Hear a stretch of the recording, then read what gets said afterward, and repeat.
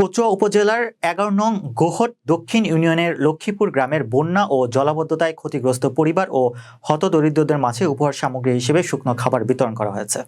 কচুয়া প্রতিনিধি জানান, বিএনপি কেন্দ্রীয় নির্বাহী কমিটির সদস্য উপজেলা বিএনপির প্রধান সমন্বয়ক আলহাজ মোহাম্মদ মোশাররফ হোসেনের নির্দেশনায় উপজেলা ছাত্রদলের সহ সভাপতি সৌদি প্রবাসী উপজেলা বিএনপির সদস্য সচিব মঞ্জুর আহমেদ সেলিমের বড় ছেলে এস.এম.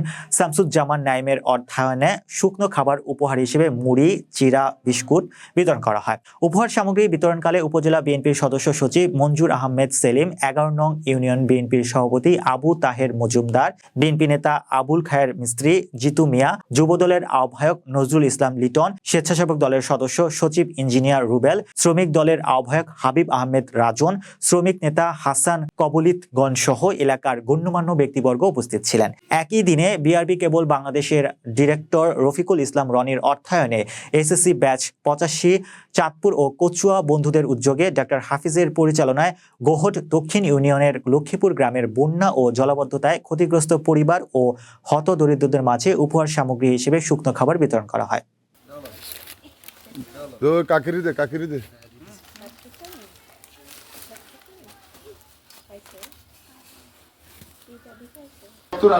আমরা বিলি করে তারপরে এখানে এসেছি। ইনশাআল্লাহ আগামী সপ্তাহের মধ্যে আরেকবারও